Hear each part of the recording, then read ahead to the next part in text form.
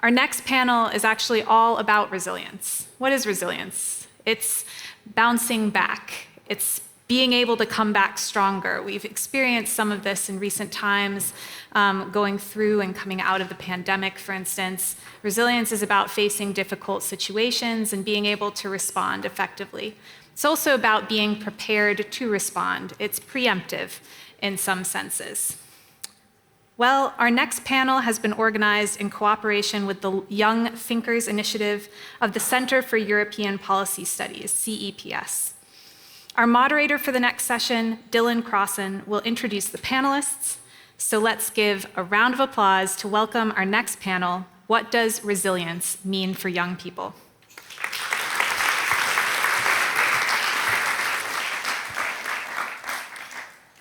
Well, many thanks for the introduction. Welcome to our online audience. Thank you for joining us here today. My name is Crosson. I'm a researcher at the Center for European Policy Studies. Amongst our various activities on our 40th year anniversary this year, we have our Young Thinkers Initiative. And our motto at CEPS is Thinking Ahead for Europe, and we've done that for 40 years, and we hope to do that for another 40 years. So I think the discussions today have been quite interesting, and as was said earlier, really teed up our discussion here today. I'm joined by 4 of our CEPS Young Thinkers who were selected in a very competitive process to essentially write policy briefs, engage in these types of public discussions, as well as closed-door discussions with practitioners and a visit later this month in June. And they all brought something unique to the table during the selection. Brilliant ideas, expertise, and also energy, a will to kind of make a difference in the world. And so it's because of this type of energy that we pushed and successfully cooperated with NATO to be here today, and wanted to really unpack the question of what does resilience mean for young people. As you know, it is a transformative moment for society, for history, as well as for the future, as was said earlier. And one of the various elements where we see many transformations were, as mentioned earlier, the field of hybrid threats. And one essential way of contrasting those hybrid threats is by building resilience. So essentially, we wanted to look into, what are our priority areas? Where should we really be focusing our attention in terms of resilience building? And so we have with us today Laura Lisboa from the NATO Defense Investment Division, so one of NATO's very own. Also a young thinker, Dominik Juling, a postgraduate student at the London School of Economics. Sofia Romansky from the Hague Center for Strategic Studies, and Cédric Lombaerts, who is an Attaché for European Affairs at the Belgian Ministry for Foreign Affairs. So to just kick off this discussion for us, Dominik, what keeps you up at night? Well, what keeps me up at night? Well, it's climate change, again. We had this beautiful, very empowering panel before that, but I'm trying to tackle it from a different perspective, as you will hear in a second. So I'm talking about the implications of climate change on defense and resilience. My point is we need to prepare for the worst now. Why? Because, for example, since around May this year, researchers have been observing grave anomalies. The sea surface temperature this year is much warmer than predicted. The ice mass of Antarctica is unusually low compared to prior years. Researchers cannot reliably explain this. And in addition, there will be an El Niño weather pattern starting in the next few months that could cause trillions in damage within the next 12 months. And also in all of this, we must not forget that we are already in the low probability range of 5 climate tipping points, which might have a disastrous and irreversible effect on our climate systems. So what are the implications on defense and also specifically for NATO when we look at those climate facts? First, climate change limits the readiness of armed forces. From US military bases threatened by tropical storms, wildfires, and rising sea levels, to soldiers being increasingly tied up in more disaster operations, to less operational predictability due to frequent extreme weather conditions all around the globe.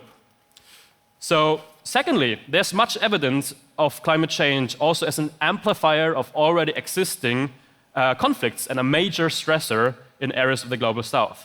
One example is the current conflict still ongoing in Sudan, which is preventing many farmers and pastoralists from carrying out their activities as usual because they lack fuel, seeds, and fertilizer. They are not supplied as they should. And also, this is further exacerbated by the shortage of fertilizer and grain from Ukraine and Russia.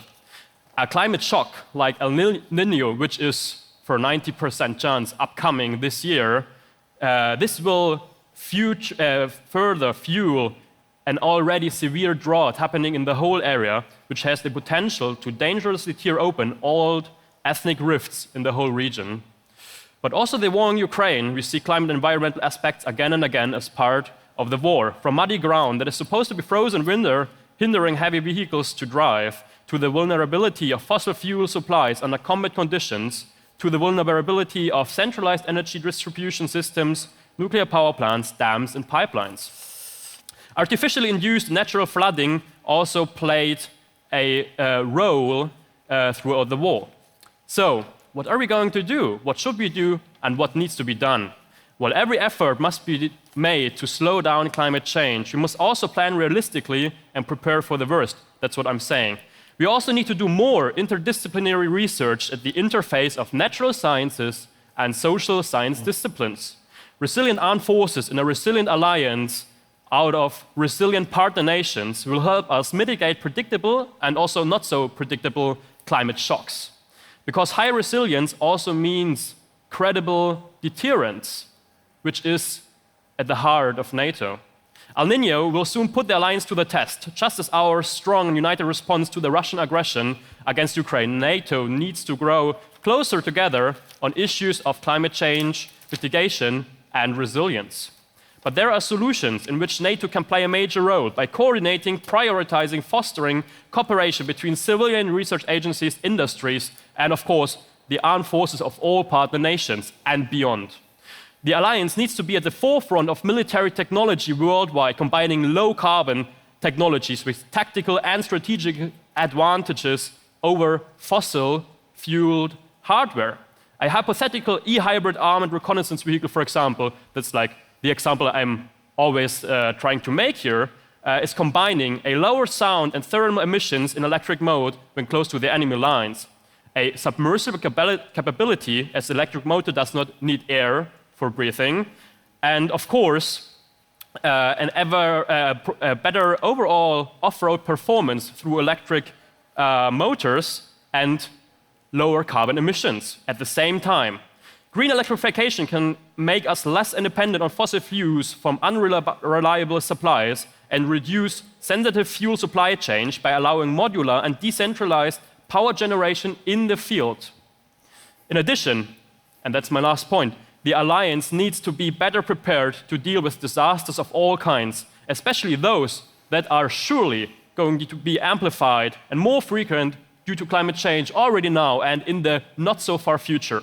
From rapidly deployable hospital ships around the world to wider participation in humanitarian missions, there are several interesting ideas to discuss that could at the same time raise NATO's profile globally and domestically. Thank you. Thanks, Dominik, and I'm sure there will be time for discussion afterwards on this. How does this align with what you think, Cédric, about resilience and the various domains that we should really focus on? Thank you very much, Dylan, and thank you to Dominik as well for already briefly sidelighting to green energy in defense, which is also a nice introduction for me as my professional inclination aligns with energy as well. And I think, well, for me, it's obvious that energy is the first thing that comes to mind when we talk about resilience, but I would think and I would assume that for many of the people here and online, for young people who are often vulnerable consumers. The energy crisis is also one of the topics that comes to mind, especially as exacerbated by the Russian war of aggression.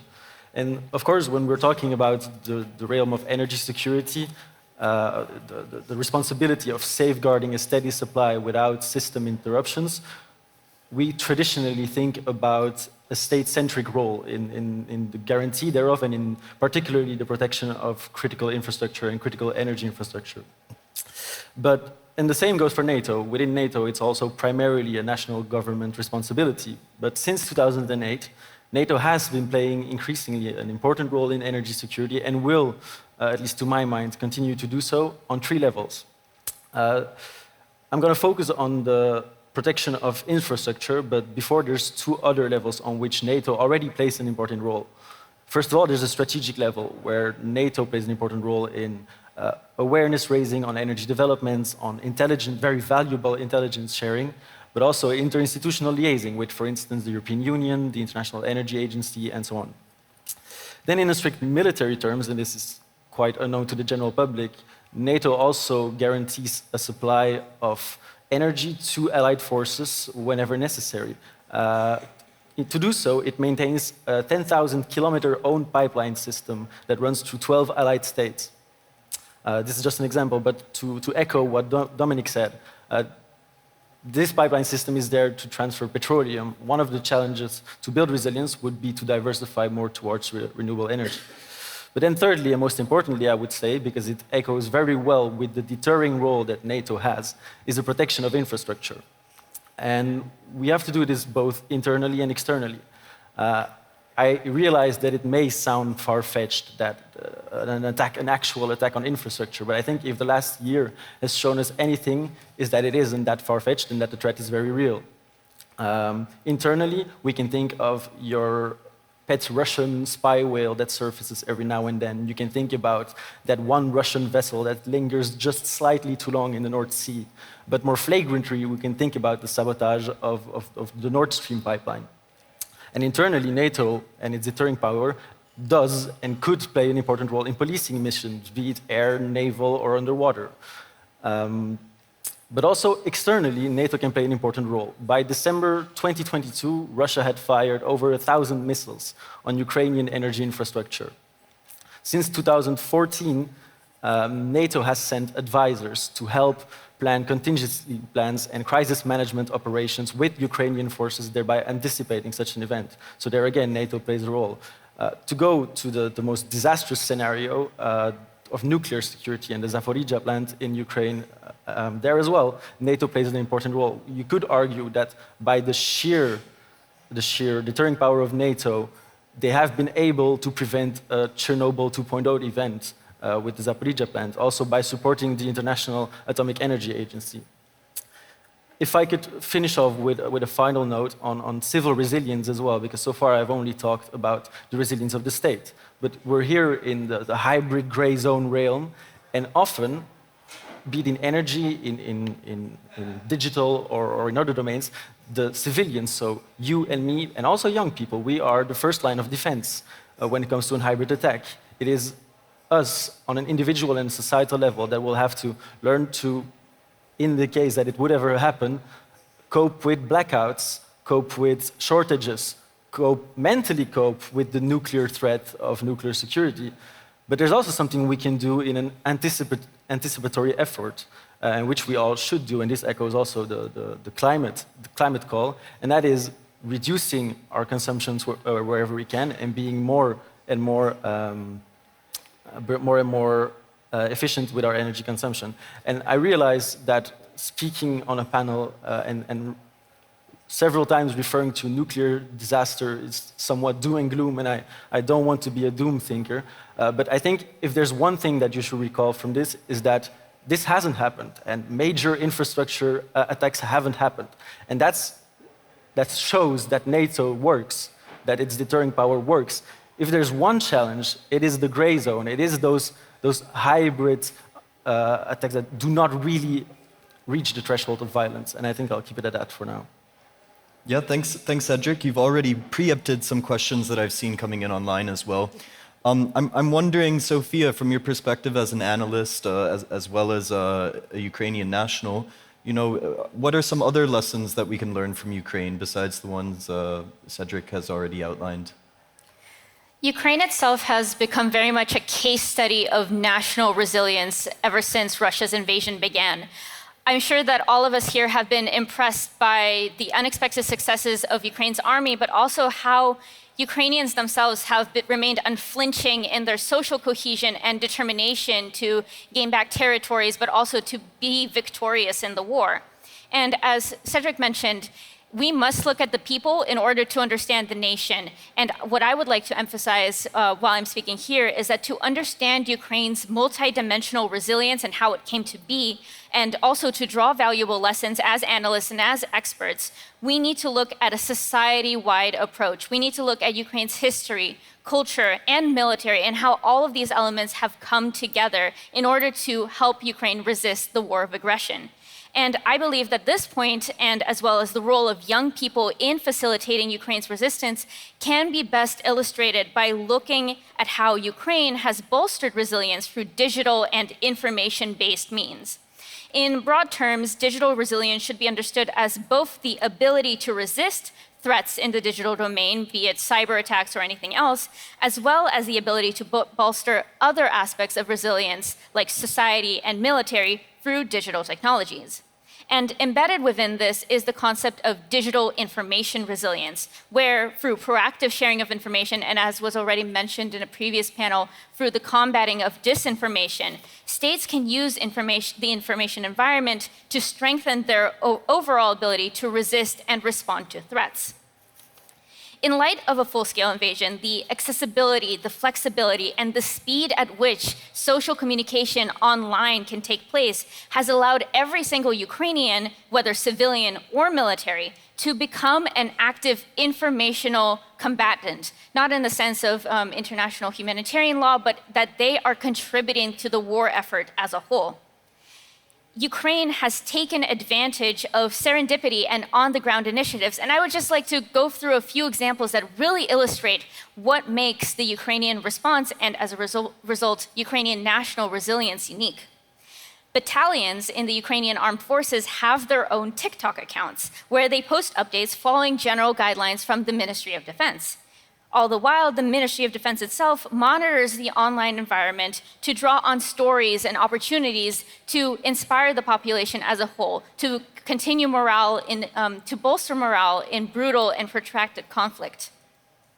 Although the promotion of myths and legends, as you maybe remember in the beginning, there was the legend of the ghost of Kiev, has now become less common, other informational tactics have prevailed. For example, I would like to emphasize the society-wide importance of humor as a vehicle for coping with the jarring new circumstances of a full-scale war, for creating cohesion among Ukrainians and their Ukrainian identity, and conveying critique of Russia as a whole. The importance of humor for resilience cannot be understated. There's a conscious acknowledgement in Ukraine of the role of humor, visible through hashtags which translate to, "We're laughing so we're not giving up." Meanwhile, internet memes, for their ability to be easily replicated and remixed by individuals and spread through mass dissemination, have become an integral part of resistance through laughter. From the praise and personification of the American HIMARS to Saint Javelin, to the flash mob campaign of wearing leopard print to rally support for leopard tanks, humor has been used to rally support from allies in the West. Meanwhile, stories like that of a Kievan grandma knocking down a Russian drone with a jar of pickled tomatoes have been used to bolster morale for Ukrainians and unify them through everyday acts of bravery. These narratives all rely on tying together both recent history of the 8 years in the past since the start of Russia's occupation of Crimea, as well as Russia's persistent history of trying to eliminate elements of Ukrainian culture. And as a result, this combined top-down and bottom-up approach, where both civilians and the government are working towards one narrative, has allowed Ukraine to remain unified despite the involvement of so many different actors, and as a result, also to remain resilient. Obviously, youth are a key part of this, and they have actively used social media to fight back Russian disinformation, as well as to inform the rest of the world. And interestingly, we are now observing that almost any kind of platform can become a tool for resistance. So to answer your question, Dylan, looking at Ukraine as a case study of resilience can allow experts to anticipate how other states may respond to similar full-scale invasions or warfare in the context of digital and physical dimensions, which will inevitably influence and interact with each other. Thanks, Sophie, and that's, I think, an excellent segue into Laura. I mean, the very last words of Sofia were, what can states do to respond? And so I'm curious, what is NATO as an alliance of states doing to respond, to build resilience in these various domains? Okay, thank you, Dylan, and also thanks to my colleagues. It's always challenging to be the last one speaking, and after a lot has been said, I would like to talk about NATO's role in enhancing resilience in the domains that my colleagues just spoke about. And when I think about resilience, I think it's useful to think about it in two levels. So at a state level or at a supranational level, as a national responsibility and a collective commitment to ensure that states can respond to threats to their security, be they non-military or military. But I think we can also think about it from a citizen's perspective. And it was mentioned that citizens can play an active role in resilience, but we can also look at it into a passive way, in the sense that we can expect that our lives will not be disrupted from one day to another. And so I think this is quite relevant to understand what resilience means for young people, in the sense of resilience as the smooth maintenance of the status quo. And also because I feel our generations living here, we never had a major crisis, a major disruption in our lives. We take peace for granted, democracy for granted, and liberty. We don't even think about it. And maybe even before the war, I think maybe COVID was the first time that got us thinking about our lives and our day-to-day being disrupted. And in this sense, I think we can, think about this, but we can also think about these invisible dimensions of security that became more visible, such as supply chains, critical infrastructure, interdependencies between countries. So these invisible dimensions, I think they became more visible first with COVID and now possibly with the war. And since we are talking here about NATO and NATO's role in enhancing resilience, I think we can look at NATO's strategic concept that was published actually last year and see what it has to say about it and how it recognizes the need to mitigate strategic vulnerabilities and dependencies, and also linking it to what my colleague says, the strategic concept also addresses the impact of climate change in security and defense, and not only by looking at the way NATO and allies are tackling these challenges, but also recognizing that it affects armed forces and the way they operate, and also how infrastructure is becoming more and more vulnerable to extreme weather conditions. And also, what concerns energy and digital communications, and NATO allies have been leading efforts into looking into the protection of critical undersea infrastructure.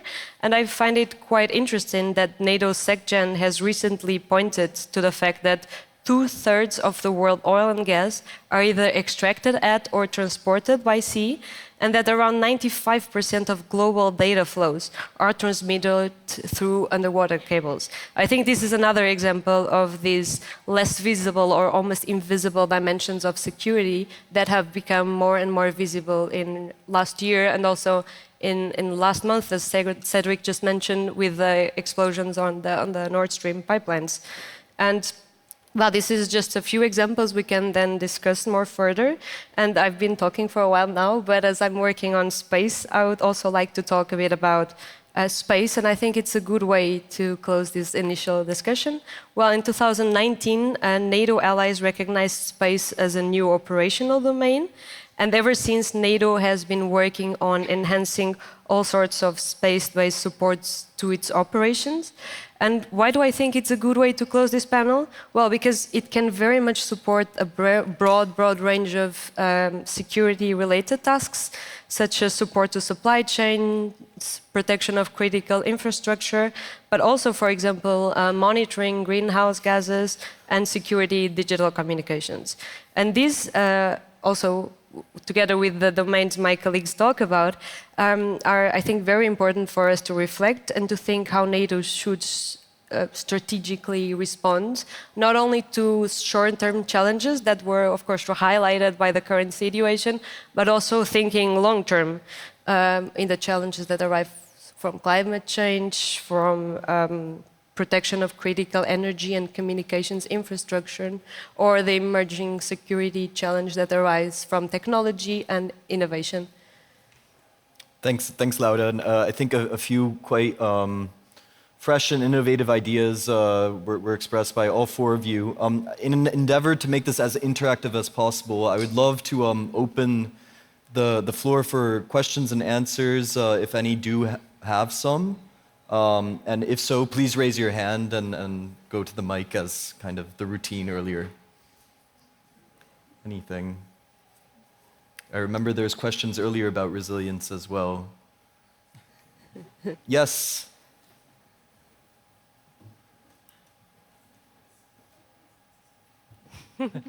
Hi. Okay. Hello, everyone.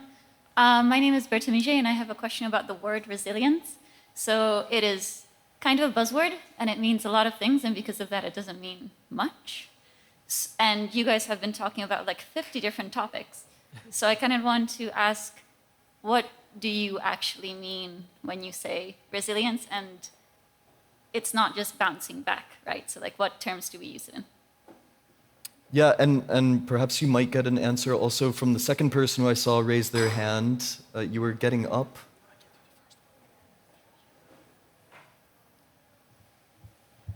Thank you very much for your perspectives, very insightful. My question is the same which I raised earlier. How can we as democratic societies can foster resilience in making sure that we protect our societies, especially our online communities, against hybrid threats and especially disinformation? Because we saw in the past couple of years how foreign actors are trying to basically weaken the democratic fiber of our community, of our transatlantic community, and we'll have the European elections next year. And one of the questions about the future European elections is the fact that we'll start to have more and more extreme far-right or far-left parties inside our international organizations. Thank you. Thank you. Yeah, and I saw that our four panelists were negotiating who gets to take a first crack at answering. So I'm sure they know, and they'll just speak up. If it's okay, I'll take a first crack at it, primarily with the first question, because it circles back to the very title of this panel. What does resilience mean for young people? And I believe you're right. For an anecdote, I was recently at another conference where the EU Commissioner Shinas, who is also responsible for hybrid threats, said that he unfortunately doesn't have a button to achieve resilience. And you must admit that sounds kind of tempting, to have a button to just boop and then we're all resilient. But unfortunately, that's not how it works. Being resilient is not an end state. At least to my mind, it's a process. It's, as you say, it's not just bouncing back to shocks. It's facing shocks, being prepared for one, to counter these shocks, having contingency measures. Second, learning from the shocks, adapt to them, and then finally overcome them. So mentality, to me at least, and I am a young person, so to me resilience is really the process of those three steps: preparing, adapting, overcoming, and it's not an end state. And I think if our interventions have showed anything, is that there's no blueprint to saving climate change. There is no shortcut to protecting infrastructure. So if anything, we have shown that it's a process. If I may, I would like to try to answer the second question about protecting against disinformation. And I think that does echo back to what I was saying in my intervention, which if we want to protect against disinformation and what you called hybrid threats, then we need absolutely a society-wide approach. We can't just focus on the digital dimension, because the digital dimension fundamentally is based on all of these other dimensions. I think I mentioned in a discussion during the networking, during lunch, where at this point, almost any threat that we experience as democratic societies is hybrid, because there's inevitably communication through digital means, through the internet. It's everywhere. And so to build resilience against disinformation, we need to fundamentally evaluate what do we value as democratic societies? What do we need to continue? What is the truth that we are pursuing, and what is the truth that we hold dear to us? And that is where our foundation will be to continue fighting against disinformation, because there will always be different narratives. We have to be aware of that. Narratives are constantly being constructed by different sides. It is about, but so then as democratic societies, we need to determine for ourselves clearly what is the narrative that we are pursuing and what is the one that we believe is worth fighting for, and then integrate that into every aspect of society as best as we can, be it in energy infrastructure, but also in our responses to climate change and also in our alliances. These themes have to be consistent. And again, this is where we can look at Ukraine for a lesson where they, for some reason, in some way, be it because of combination of culture, history, the way that they respond, have managed to attain this cohesiveness and consistency. And that is what has helped them continue in the way that they have. Yeah, and I find it interesting. I think there's touch points between the two questions, because somehow hybrid threats is also a buzzword that is hard to define. But nevertheless, we can study it. And as Cédric said, we can prepare, we can respond, and we can learn and take lessons from it, even though we are not able to find sometimes a common definition. And if I might jump in there real quick, just two things. I think, personally for me, education is a major part of resilience, because as we saw with the misinformation, for example, you can kind of short-term counter different narratives. But if you really want to be a resilient society of resilient minds, you need to educate your people, and you need to do it right and well and a lot. So that would be my take on this. And also, for example, I think because it's such a fuzzy term, what is resilience, there's many different ways to kind of test it, to kind of classify it. For example, when it comes to climate change, you can do, with all the data we have, with all the methods of analyzing data today, you can see, okay, we have new drainage systems against floods, we have new this and that, we implement it, we research on it, and then you can over time see, okay, our city, our country, maybe even whole of Europe, got more resilient against those climate threats. But for example, when it comes to misinformation, I can imagine this is much harder to really see the progress there when it comes to being more resilient. But I think we really have to also classify if we get more resilient and what it means to get more resilient. Thanks. And just before we begin to wrap up, I will already anticipate that there will be some poll questions coming your way. I suppose you will interact with those via the app. But just quickly, Sofia, because this was one question that came online. What is your opinion on NAFO? And to what extent has NAFO impacted resilience on the internet? That's a very interesting question. So I've just completed my master's education, and my thesis was on the use of humor in the war in Ukraine. And actually, one of my peers wrote exclusively on NAFO. So if you want, I can link his contact. But I think NAFO is interesting because it is not necessarily Ukraine-based, it is more international-based, and it is the international community and support for Ukraine. So the main aspect of NATO is how international allies and how the internet as an inherently international space has helped elevate Ukraine's resilience as kind of like another, if you imagine just like another stick propping up the entire shield. It's very interesting, especially if you look into NATO's efforts into debunking disinformation and specifically targeting Russian troll bot accounts. They have done very, very much in this. And I think in academic circles and also in circles of expertise, these kind of aspects like memes and just in general trends are undervalued. And I think if we keep looking at them and taking them seriously as a serious political act, if you will, then we will get even deeper insight into conflict and even maybe gain a kind of predictive capacity as to how things will keep going and how things will progress. So NATO is just one of those things. Thank you for that question. Thanks, and that was Gediminas, from which country I do not know.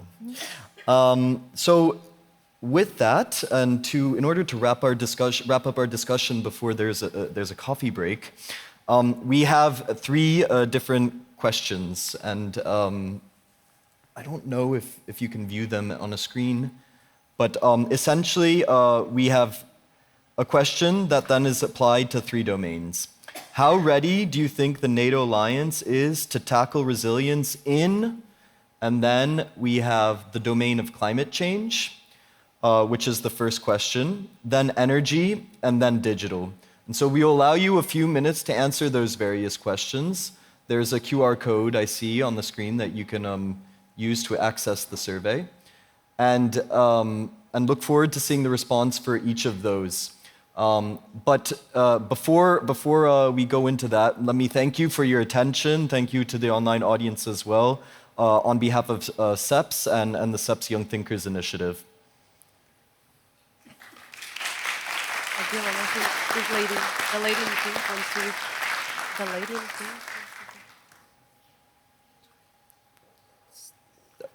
pink. Apologies, unfortunately the question and answers part is over. Sorry.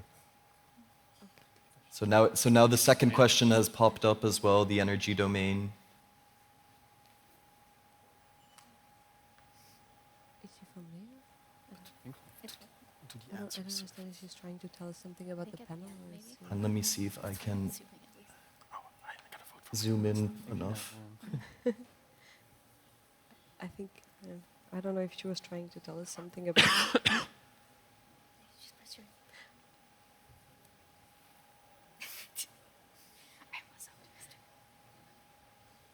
I didn't know your thesis was about this. Yeah. It's cool.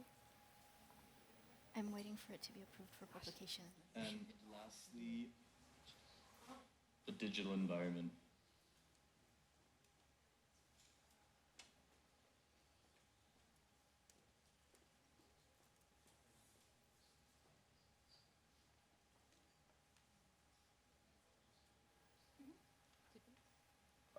Yes, so I think we can see the results now. Oh. Fantastic. So in the domain of climate change, I see answers are moving around, but there's quite some optimism, I would say. I mean, more than 50% are above 6, so quite ready to tackle resilience in that domain. Then, and these numbers I'm sure will continue to shift around a little bit, then maybe we could pass on to the next domain. So energy. Cédric, I think you successfully made the case. You as well, Laura. The alliance seems well placed here, essentially above 75%. Now it's moving around a little bit, but above 75% think that NATO is ready to tackle resilience. And then finally, in the digital environment. So yeah, I mean, it looks like in general, on average, we're around 6 for all three of these domains. And 10 seems to be making a bit of a comeback here as well. So essentially, I mean, what I would take from that is there's 3 different types of resilience, infrastructural, societal, and then paradigmatic in a certain sense, climate change. NATO seems to be on the right track. And if we think about, however, the next 10 years for NATO, and then moving forward, you know, looking towards 2050, I think much still needs to be accomplished. And this morning and in previous panels, we've heard about what needs to be done. And so I think now the mission for NATO should be to take all of these brilliant ideas that have been expressed over the past few hours and translate those into concrete action. So in any case, thank you very much once again, and enjoy your coffee break.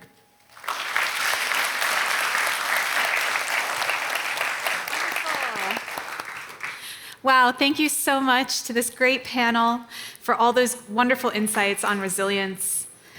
We are about to go to a coffee break, as you heard, but I'm delighted to tell you that after the break, we are going to be joined by a NATO head of state, so you definitely want to stick around and come back.